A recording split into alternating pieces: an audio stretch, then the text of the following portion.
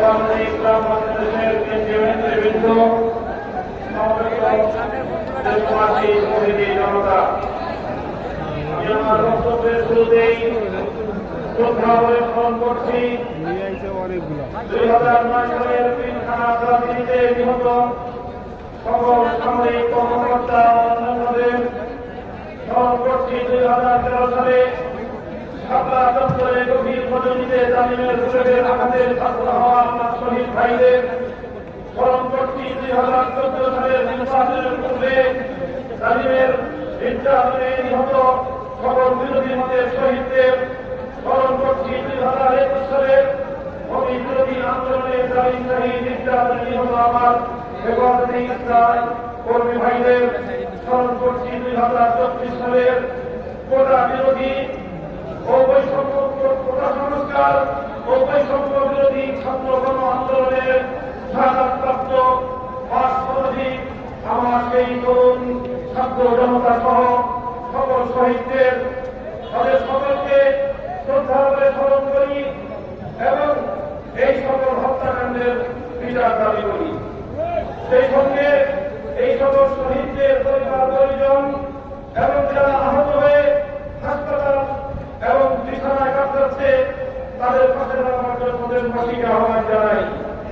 সেই সঙ্গে আমি এই সকল হত্যাকাণ্ডের সঙ্গে জড়িত বিগত ফ্যাসিবাদী জালিম সরকার এবং এই হত্যাকাণ্ডের সঙ্গে সরাসরি জড়িত প্রশাসনের সকল ব্যক্তিদের দায়ীদের বিচার করে তাদেরকে যথাযথ শাস্তির ব্যবস্থা নিশ্চিত করা। সাথীয় বন্ধুগণ, আজ এই হেফাজতে ইসলামের মধ্যে থেকে অন্তর্বর্তীকালীন সরকারকে আমি স্বাগত জানাই, তাদেরকে আহ্বান জানাই, বলতে চাই দেশ জনগণের পক্ষে আপনারা যে কাজ করবেন তাদের প্রতি তার প্রতি আমাদের অকুণ্ঠ সমর্থন থাকবে। আমরা আশা করব দেশ জাতীয় ইসলাম বিরোধী কোন কাজে আপনারা পদক্ষেপ নেবেন না, আপনাদের দ্বারা সেই ধরনের কোন কাজ হবে না। আমরা দেশবাসীর নিরাপত্তার প্রতি দৃষ্টি আকর্ষণ করতে চাই। সংখ্যালঘু ইন্ডাস্ট্রিয়াল এরিয়া, বিভিন্ন মার্কেট সহ ব্যবসা বাণিজ্যের স্থান, আবাসিক এলাকা, মহাসড়কগুলোতে আমাদের হেফাজতে ইসলামের নেতাকর্মী আলেম সমাজের দেশবাসীকে ভলেন্টিয়ারের দায়িত্ব পালন অব্যাহত রেখে দেশের শান্তি শৃঙ্খলা অব্যাহত রাখার জন্য যে কোনো ত্যাগ স্বীকার করতে আমি আহ্বান জানাই।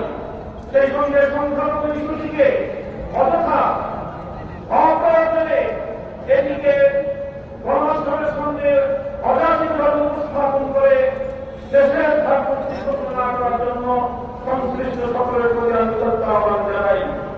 সেই সঙ্গে আমি আজ এই মঞ্চ থেকে স্মরণ করছি বাংলাদেশের লক্ষ কোটি প্রবাসী রেমিটেন্স যোদ্ধাদেরকে, যারা বাংলাদেশের অর্থনীতির মেরুদণ্ডকে সোজা রেখেছে, যাদের রেমিটেন্স যুদ্ধে ফ্যাসিবাদী সরকারের অর্থনীতির ভিত ধসে পড়েছিল।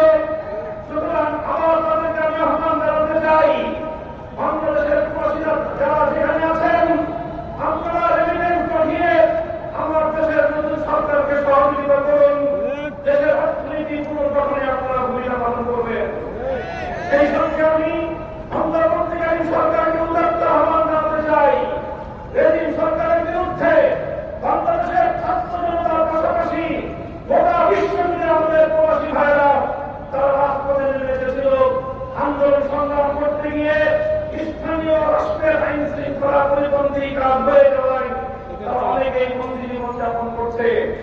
কূটনৈতিক যোগাযোগের মাধ্যমে অতি দ্রুত তাদের সকলের পাশে দাঁড়িয়ে আমার সেই সকল প্রবাসী ভাইদেরকে মুক্ত করার ব্যবস্থা গ্রহণ করবেন। বৈষম্য বিরোধী আন্দোলনের প্রধান বৈশিষ্ট্য ছিল অভূতপূর্ব ঐক্য। এখানে স্কুল, কলেজ, ভার্সিটি থেকে আমাদের ছাত্ররা পর্যন্ত বেরোবে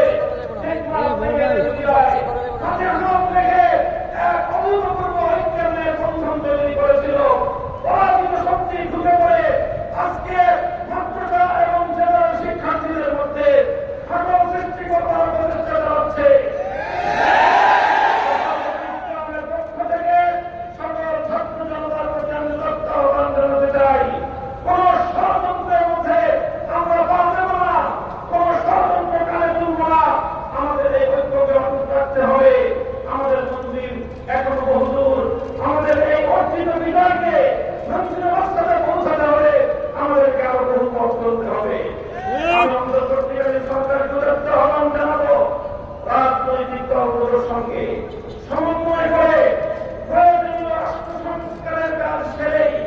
জাতীয় নির্বাচনের অঙ্গীকার জাতির সামনে আপনারা ব্যক্ত করবেন এবং সেই অঙ্গীকার পালনে আপনারা দায়িত্বপূর্ণ ভূমিকা পালন করে চলবেন।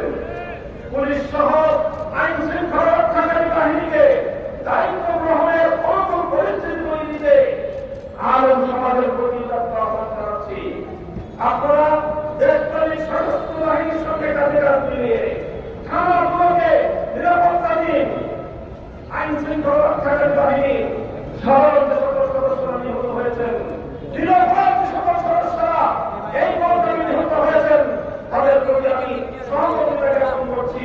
সেই সঙ্গে যে সকল দুষ্কৃতিকারী অফিসারদের নির্দেশে এই সাধারণ পুলিশ সদস্যদের জীবন দিয়েছে, এর জন্য তাদের উপযুক্ত বিচার বিভাগীয় তদন্তের মাধ্যমে শাস্তি নিশ্চিত করার উদাত্ত আহ্বান জানাচ্ছি। আমি হেফাজত, আলেম সমাজ ও বিরোধী দলের লোকদের বিরুদ্ধে দায়েরকৃত সকল মিথ্যা মামলা অনতিবিলম্বে প্রত্যাহার করার আমি জোর দাবি জানাচ্ছি। ছাত্র জনতার ফ্যাসিবাদ বিরোধী অভ্যুত্থানের উদ্দেশ্যে সঞ্চারের চেষ্টা চলছে, আরো চেষ্টা হয়েছে। আমার ছাত্র জনতাকে আমি ধন্যবাদ জানাই, যারা বিগত সরকারের সবচেয়ে বড় অত্যাচার এবং বৈষম্যের হাতিয়ার বিচার বিভাগকে কলঙ্কিত করবার সেই প্রয়াসকে নমস্কার করে দিয়েছে। এই সঙ্গে বলতে চাই, যদি এই গণ অভ্যুত্থানের উদ্দেশ্যকে ব্যর্থ করবার জন্য পাল্টা করার প্রতিবিপ্লবের চেষ্টা চালানো হয়, ছাত্র জনতার সঙ্গে কাঁধে কাঁধ মিলিয়ে হেফাজতে ইসলামের সকল নেতা কর্মীরা রাজপথে প্রহার বসাতে হবে।